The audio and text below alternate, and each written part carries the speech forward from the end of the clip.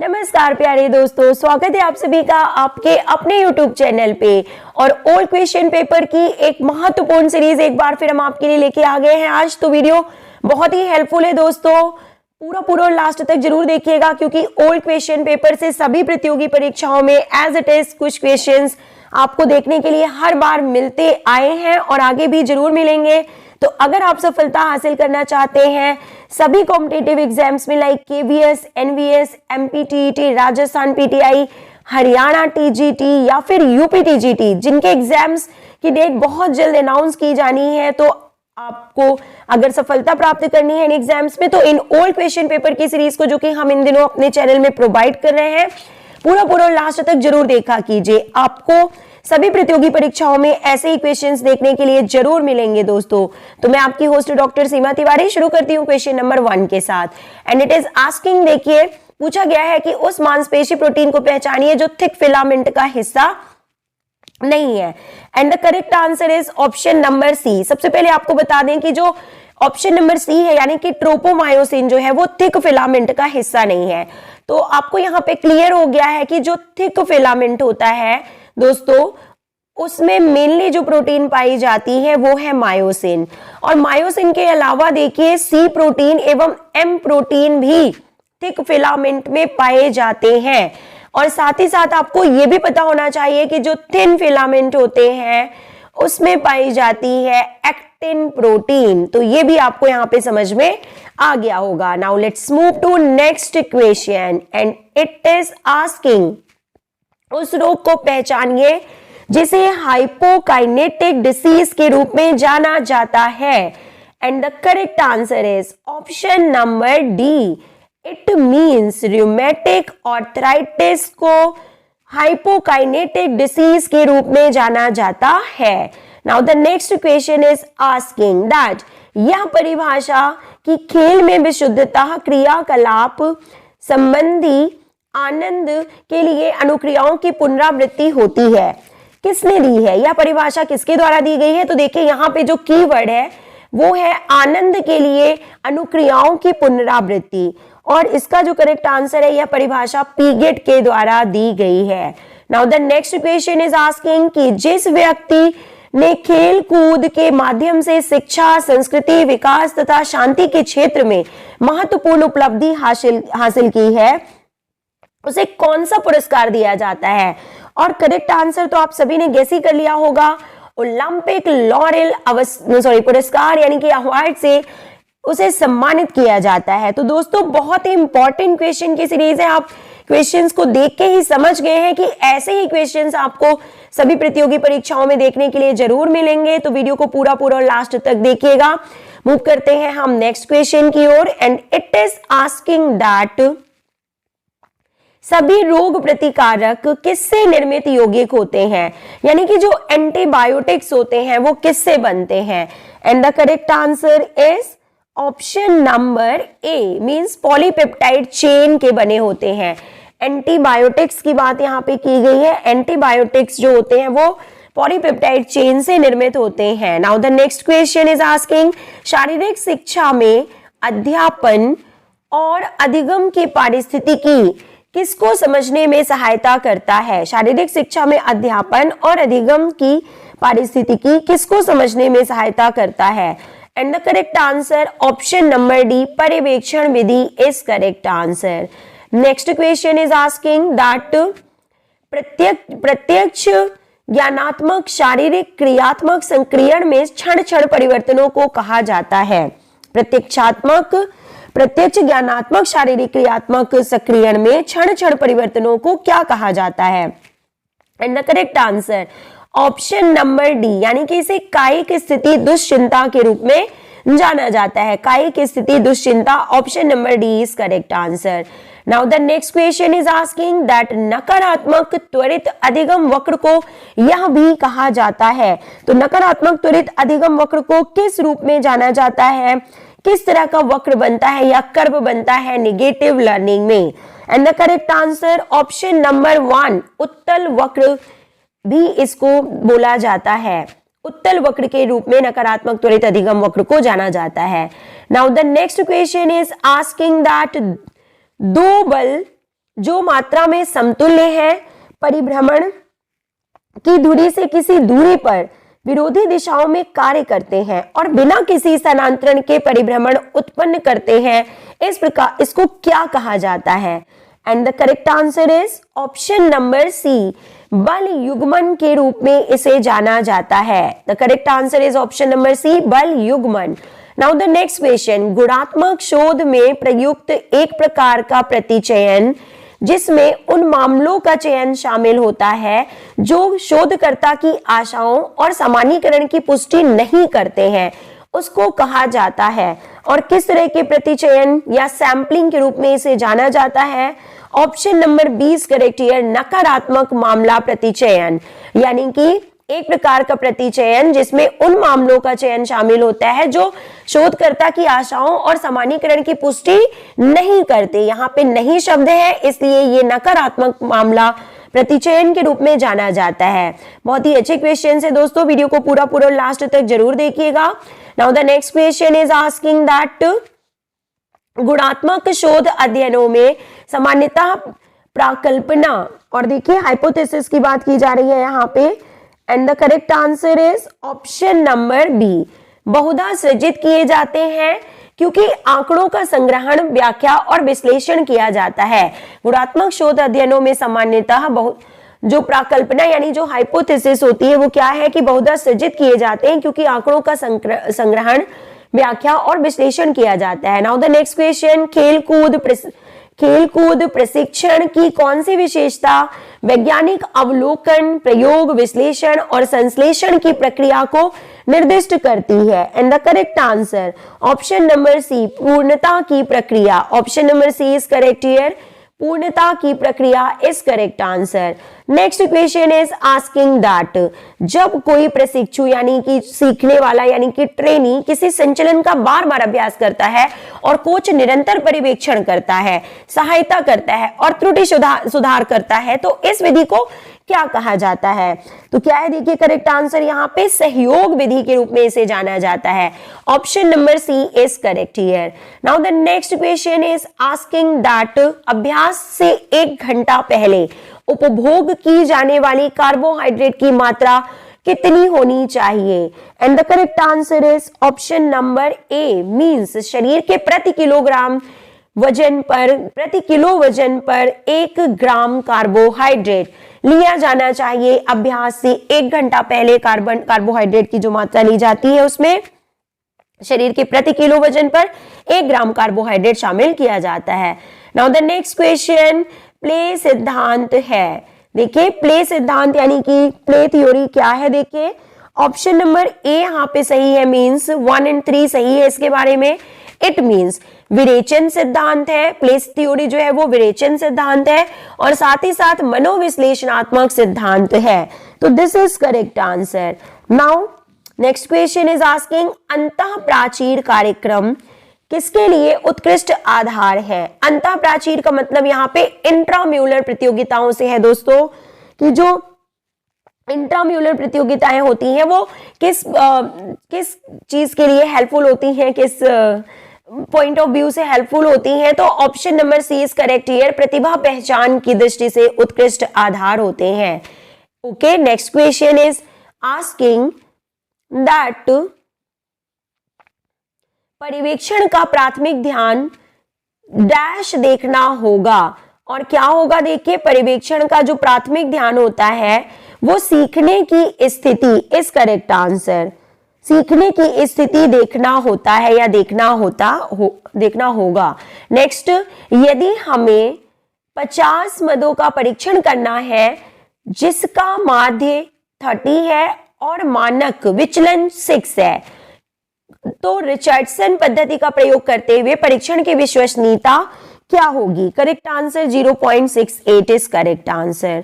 Next question is asking कि कौन सा मूल्यांकन सभी छात्रों के बीच सीखने के उच्च स्तरों को बढ़ावा देता है तथा उन क्षेत्रों को इंगित करता है जहां और विकास तथा सीखने की आवश्यकता है? And the correct answer option number 1, रचनात्मक मूल्यांकन इज करेक्ट आंसर। ऐसा मूल्यांकन जो सभी छात्रों के बीच सीखने के उच्च स्तरों को बढ़ावा देता है तथा उन क्षेत्रों को इंगित करता है जहां और विकास तथा सीखने की आवश्यकता है, तो इसे रचनात्मक मूल्यांकन यानी इवैल्यूएशन के रूप में जाना जाता है। Now the next question is asking, देखिए पहले यहाँ पे कुछ स्टेटमेंट्स दिए हुए हैं दोस्तों, आपको हम बता दें यहाँ पे, और आपको बताना है कि कौन से स्टेटमेंट जो है वो ये यहाँ पे सही है। तो करेक्ट आंसर जो है वो 1 और 3 यहाँ पे सही है। Option number C is correct here. तो देखिए हम बता देते हैं कि 1 और 3 में क्या बोला गया है कि बल का संवेग वह बल है जो बल के कार्य की रेखा और परिभ्रमण की दूरी के बीच अभिलंब दूरी से गुणित होता है। तो ये यहाँ पे सही स्टेटमेंट है। और तीसरा नंबर जो सही है कि ह्यूमरस का कैपिटुलम और रेडियल ट्यूबरोसिटी यांत्रिकी लाभ में वृद्धि करते हैं। ये दोनों ही कथन यहाँ पे सही है। 1 और 3 is correct answer. Now the next question is again asking, यहाँ पे स्टेटमेंट से रिलेटेड क्वेश्चन है और आपको बताना है कि कौन सा स्टेटमेंट जो है सही है। तो हम आपको बता देते हैं पहला जो स्टेटमेंट सही है वो कौन सा है, नंबर 1, दैट मानव शरीर में सियाटिक स्नायु जो होती है वो सबसे बड़ी और लंबी स्नायु यानी कि लिगामेंट के रूप में जानी जाती है। ओके, तो ये यहाँ पे सही है। नंबर 2, फीमर की पार्श्विक गति जो होती है वो विपरीत दिशा के श्रोणी के पार्श्विक झुकाव के कारण सुविधाजनक होता है, ये भी सही है यहाँ पे। और जो नंबर 3 स्टेटमेंट है कि हैमस्ट्रिंग जो होती है वो कूल्हा विस्तार और यानी कि हिप एक्सटेंशन और नी फ्लेक्शन दोनों में सहायता करते हैं। तो ये तीनों कथन यहाँ पे बिल्कुल सही है। Option number D is correct here. Option number D 1, 2, 3 is correct statements. Now the next question, again यहाँ पे स्टेटमेंट से रिलेटेड क्वेश्चन है देखिए, और बोला जा रहा है कि किसी व्यक्ति का फुफ्फुसी संवातन लिंग के, स्टेटमेंट वाला नहीं क्वेश्चन है ये, आपको बताना है कि किसी व्यक्ति का जो फुफ्फुसी संवातन यानी कि पल्मोनरी वेंटिलेशन होता है वो लिंग के निरपेक्ष किस पर निर्भर करता है, किन फैक्टर्स पर ये डिपेंड होता है।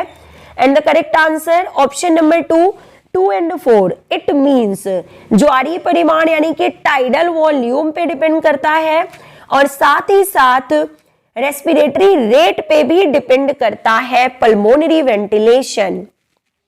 नेक्स्ट क्वेश्चन इज आस्किंग, निम्नलिखित में से थर्मोथेरेपी विधियों की पहचान आपको यहाँ पे करना है कि थर्मोथेरेपी के अंतर्गत कौन कौन से जो है प्रकार आते हैं। And the correct answer is option number D 2, 3, 5 means hydrocollateral packs, okay, then ultrasound and then hydrocollateral, number 2 hydrocollateral pack होगा यहाँ पे।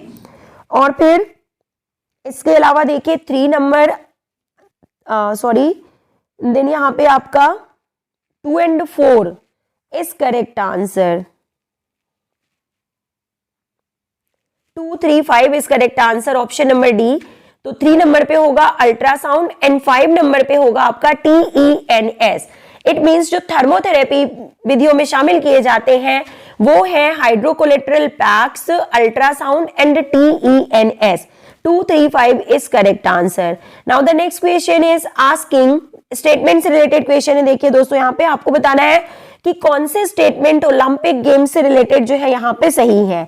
Option number B is correct here, means 2 और 3 स्टेटमेंट इज करेक्ट। 2 और 3, तो देखिए बोला जा रहा है 2 नंबर पे कि युवा ओलंपिक की अवधारणा ईयर 1998 में जोहान रोजेनजोफ ने दी थी। This is correct. This is correct means कि जो युवा ओलंपिक की अवधारणा थी वो जोहान रोजेनजोफ के द्वारा दी गई थी 1998 में। और इसके अलावा नंबर 3 भी करेक्ट है कि पहला शीतकालीन युवा ओलंपिक खेलों यानी कि विंटर यूथ ओलंपिक जो आयोजित हुए थे वो 2012 यानी कि 2012 में आइंसवर्ग ऑस्ट्रिया में आयोजित किए गए थे। तो ये दोनों ही कथन यहाँ पे सही है। Option number 2 is correct here. 2 और 3 इज करेक्ट आंसर।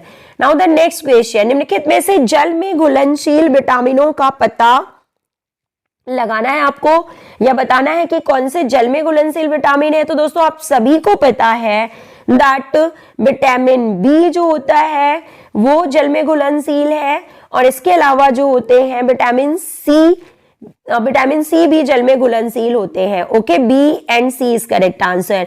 और इसके अलावा आपको पता है कि vitamin K, vitamin E, vitamin D और विटामिन ए ये जो होते हैं आपके ये फैट सोलुबल विटामिन के रूप में जाने जाते हैं। नेक्स्ट क्वेश्चन ये देखिए, यहां पे आपको बता दें ऑप्शन नंबर ये 2 और 5 यहां पे सही है। तो विटामिन बी एंड सी जो है वो जल में घुलनशील विटामिन के रूप में जाने जाते हैं। Now the next question is asking carbohydrate loading के लिए आवश्यकता होती है, तो किसकी आवश्यकता होती है? देखिए option number D is correct here, 1, 2, 4 means आहार में फेरबदल, देन कठिन अभ्यास और नंबर 4 भूखमरी। तो कार्बोहाइड्रेट लोडिंग के लिए आवश्यकता होती है, यानी कि किन चीजों के लिए, किस जो है क्यों कार्बोहाइड्रेट लोडिंग की आवश्यकता होती है? तो आहार में फेरबदल, कठिन अभ्यास और भूखमरी, ये जो है यहाँ पे करेक्ट आंसर है। नाउ द नेक्स्ट क्वेश्चन, शारीरिक शिक्षा में अध्यापन अधिगम को मुख्य रूप से 3 अंतरक्रियात्मक कार्य के रूप में देखा जा सकता है। तो वो कौन से 3 अंतरक्रियात्मक कार्य हैं जिनके रूप में शारीरिक शिक्षा में अध्यापन एवं अधिगम को देखा जाता है? And the correct answer is option number B means 2, 3, 1। संगठनात्मक कार्य प्रणाली इज करेक्ट आंसर, अनुदेशात्मक कार्य प्रणाली is correct answer, and number 1 छात्र सामाजिक प्रणाली जो है वो भी बिल्कुल सही आंसर है यहाँ पे। तो 2, 3, 1 इज करेक्ट आंसर।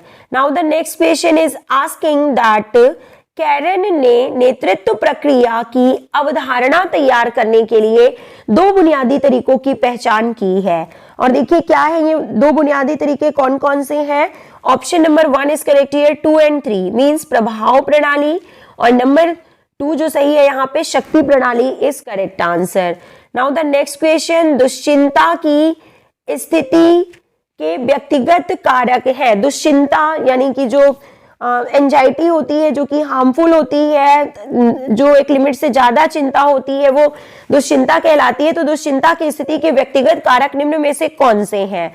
ओके, ये आपको यहाँ पे बताना है। ऑप्शन नंबर यहाँ पे 1, 3, 4 is correct. Option number 1, 3 and 4 is correct means संज्ञानात्मक मूल्यांकन, प्रत्याशा एवं सामना कर सकने की शैली दुश्चिंता की स्थिति के व्यक्तिगत कारक होते हैं। Okay, option number D is correct here, और इसमें है आपके 3, 4 एंड 1 जो कि हमने आपको पढ़ के बता दिया है। Now the next question is asking that निम्न में से कौन सा ज्ञान परीक्षण से संबंधित है? ओके, निम्न में से कौन सा ज्ञान परीक्षण से संबंधित है? Correct answer option number C 1, 2 and 4 means विभेद सूचकांक, कठिनाई रेटिंग एवं प्रत्युत्तर गुणवत्ता is correct answer. Now the next question, निम्नलिखित किस केस स्टडी डिजाइन में शोधकर्ता किसी विशेष केस की तुलना में कुछ अधिक सामान्य को समझने में अपनी प्रारंभिक रुचि को केंद्रित करता है? Option number B is correct here, 2 and 3 means सहायक केस स्टडी एवं सामूहिक केस स्टडी, ये दोनों यहाँ पे सही हैं।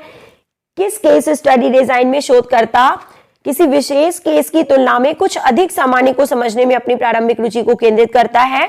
तो सहायक केस स्टडी एवं सामूहिक केस स्टडी में ऐसा होता है। This is correct answer. Now the next question is asking कि केस स्टडी शोध डिजाइन के विशेष से महत्वपूर्ण घटक कौन से हैं, यानी कि विशेष से महत्वपूर्ण घटक कौन से हैं? Option number C is correct here, 3, 4 and 5 means विश्लेषण की एक इकाई, निष्कर्ष की व्याख्या के लिए मानदंड, ये यहां पे सही है। ओके, ऑप्शन नंबर 5 तो दिया ही नहीं हुआ है, तो 3 एंड 4 यहां पे सही है कि विश्लेषण की एक इकाई एवं निष्कर्ष की व्याख्या के लिए मानदंड यहाँ पे केस स्टडी शोध डिजाइन के विशेष से महत्वपूर्ण घटक है। Okay, now let's move to next important question and it is asking that निम्नलिखित कूट में से रणनीतिक तैयार के लिए सिद्धांतों का सही संयोजन पता लगाइए। And option number C is correct here 1, 3, 4, 5। It means रचनात्मक आत्म प्रयास, मूल्यांकन और निर्धारण, कार्य का अवलोकन और प्रत्यक्ष ज्ञान एवं सिद्धांत और व्यवहार की एकता, ये सही कथन है यहाँ पे। Now let's move to next important question and it is asking पहले रूपांतरण के कारण होने वाले महत्वपूर्ण परिवर्तनों का सही संयोजन पता लगाइए। पहले रूपांतरण यानी कि मेटामॉर्फोसिस की बात यहाँ पे की जा रही है, या जो चेंज होते हैं डिफरेंट स्टेट्स में उसकी बात की जा रही है। तो पहले रूपांतरण के कारण होने वाले महत्वपूर्ण परिवर्तन कौन कौन से होते हैं? तो देखिए क्या क्या है सही यहाँ पे, 1, 2, 4 और 5 यहाँ पे सही है, means option number 2 is correct here, B. भुजा और पैर लंबे हो जाते हैं, बुनियादी गति परिष्कृत हो जाते हैं, ऊंचाई बढ़ती है, साधारण गतियों की संयोजन क्षमता अर्जित की जाती है। ये यहाँ पे बिल्कुल सही स्टेटमेंट है। दोस्तों वीडियो थोड़ी सी लंबी जरूर होने वाली है, लेकिन पूरे 50 क्वेश्चंस हम आपको इस वीडियो में सॉल्व कराएंगे, तो वीडियो को पूरा और लास्ट तक जरूर देखिएगा। और आगामी सभी प्रतियोगी परीक्षाओं में आपको इस क्वेश्चन पेपर से 5 to 6 क्वेश्चन देखने के लिए जरूर मिलेंगे। तो देखिए नीचे दिए गए कूट में से सही क्रम को आपको पहचानना है। यहाँ पे मसल कॉन्ट्रैक्शन के स्टेप्स दिए हुए हैं, जो कि एक बहुत ही इंपॉर्टेंट क्वेश्चन है, आपको पता है। और क्या है correct answer? Option number B. सही सीक्वेंस क्या है देखिए, सबसे पहले आता है आपका स्टिमुलस, नंबर 1 स्टेप पे आएगा स्टिमुलस, और नंबर 2 पे आएगा डीपोलराइजेशन, नंबर 3 पे आएगा action potential, this is third step. Then number 4 पे आएगा एसिटाइल कोलिन की नियुक्ति, मींस होता है कि रिलीज ऑफ एसिटाइल कोलिन, और नंबर 5 पे होगा आपका स्पाइक पोटेंशियल। तो ये यहाँ पे सही सीक्वेंस है, number 1 stimulus, number 2 depolarisation, number 3 action potential, number 4 acetyl choline release, number 5 spike potential. This is correct sequence.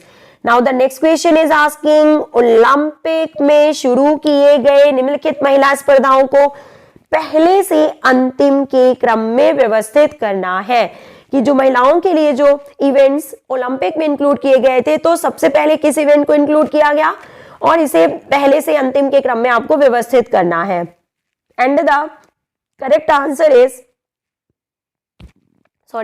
Option number B. It means सबसे पहले जो है इंक्लूड किया गया था बास्केटबॉल को, उसके बाद साइकिलिंग को, इसके बाद वेट लिफ्टिंग को, और इसके बाद रेसलिंग में जो है महिलाओं के इवेंट्स को शामिल किया गया था। तो दोस्तों आपको कमेंट बॉक्स में लिख के बताना है कि बास्केटबॉल, साइकिलिंग, वेट लिफ्टिंग और नॉट रेसलिंग, मुक्केबाजी मींस बॉक्सिंग को, इन इवेंट्स में महिलाओं की भागीदारी किस ओलंपिक से शुरू की गई थी। Now the next question is asking निम्नलिखित कूट का प्रयोग करते हुए प्रबंधन में निर्णय करने के सही संयोजन का पता लगाना है। और मैनेजमेंट में जो डिसीजन होता है वो किस तरह से होता है, उसके बारे में आपको जो सही सीक्वेंस है वो बताना है यहाँ पे। और हम आपको सही सीक्वेंस बता देते हैं। सबसे पहले आएगा आपका, देखिए यहाँ पे जो करेक्ट आंसर है, विकल्प को लागू करना और इसकी प्रभावकारिता का मूल्यांकन करना, ये नंबर 1 पे आएगा।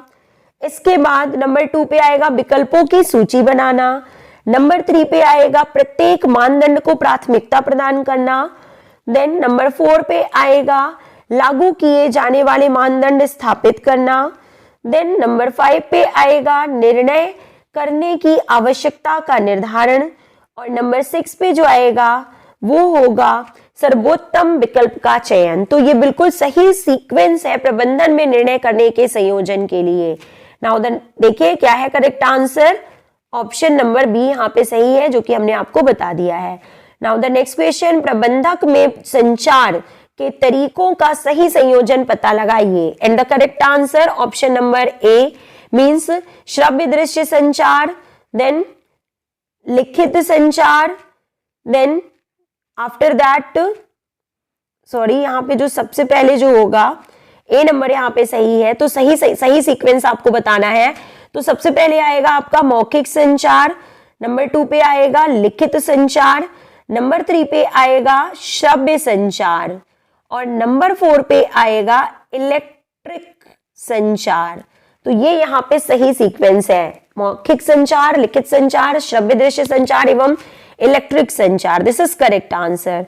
Okay, now let's move to next important question that Scott motor ability परीक्षण बैटरी 2 के जो आइटम्स हैं वो कौन से हैं? The correct answer option number C means basketball फेंकना, बाधा दौड़ और साथ ही साथ लंबी कूद। ये स्कॉट मोटर एबिलिटी परीक्षण बैटरी 2 के बैटरी आइटम्स में शामिल किए जाते हैं। नाउ द नेक्स्ट क्वेश्चन, छात्रों के लिए महत्वपूर्ण परिणाम प्राप्त करने हेतु आदर्श पाठ्यांक के समुचित अवधारणा निर्माण की आवश्यकता होती है।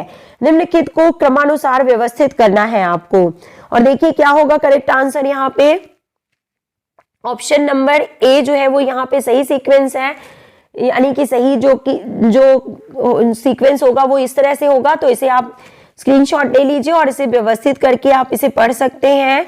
Let's move to next question now and it is asking that यदि एक व्यक्ति शरीर रचना मुद्रा में खड़ा है तो विभिन्न जोड़ के निम्नलिखित सुस्पष्ट सतहों को शरीर में ऊपर से नीचे के क्रम में आपको व्यवस्थित करना है।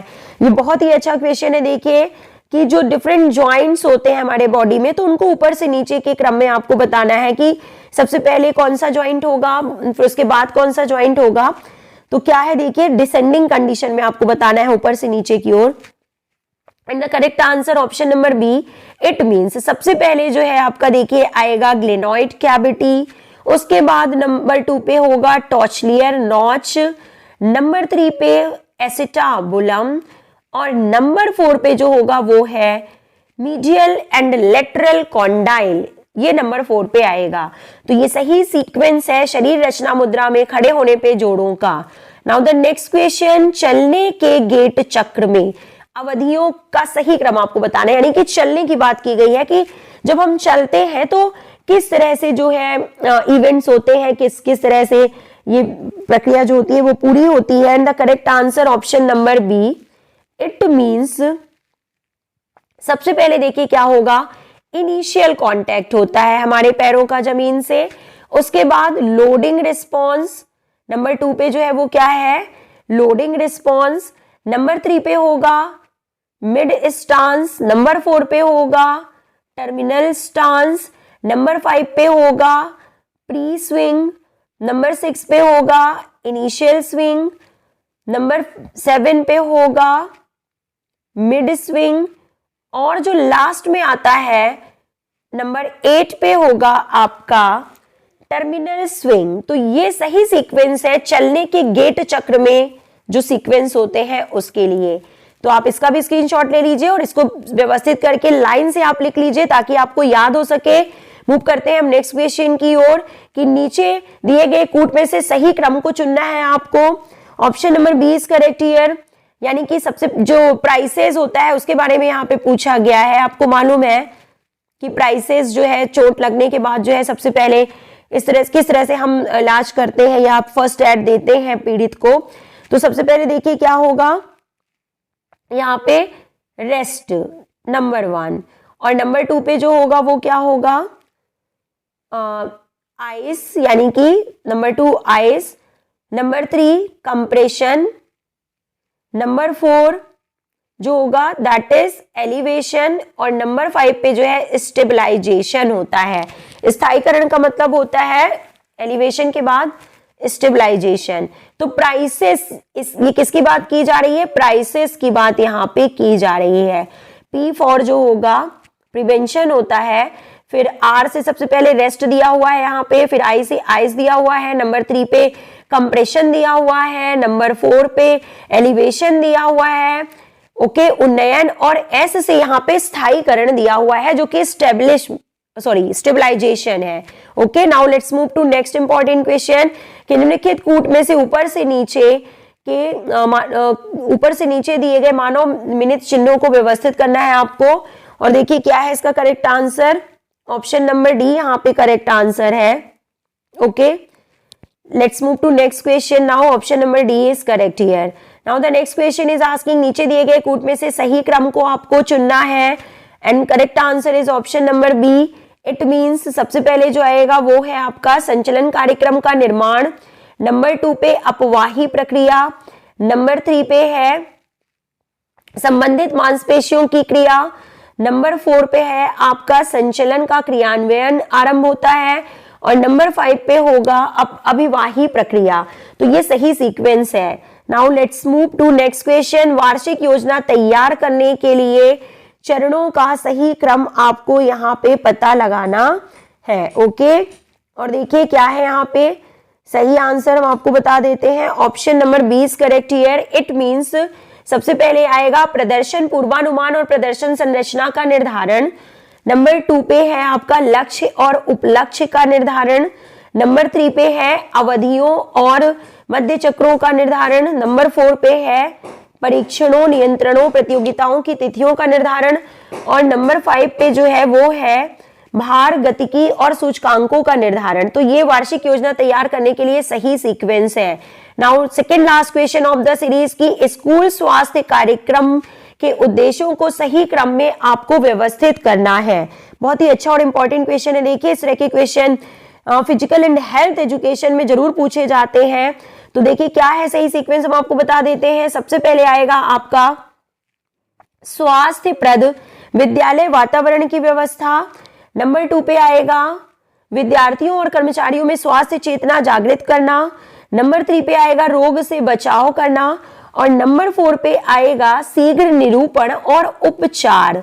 तो ये जो है स्कूल स्वास्थ्य कार्यक्रम के उद्देश्यों को सही क्रम में यहाँ पे इस तरह से व्यवस्थित किया गया है। Okay, now the last question of the series is, last question है सीरीज का देखिए, और जो कि आपका होमवर्क क्वेश्चन है दोस्तों। आपको बताना है कि जो लोक स्वास्थ्य के 4 विशिष्ट चरणों का यहाँ पे सही क्रम आपको बताना है।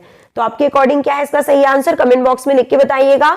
मिलते हैं हम नेक्स्ट वीडियो में इसी क्वेश्चन पेपर के नेक्स्ट 50 क्वेश्चंस के साथ। Till then take care, good bye, have a nice day.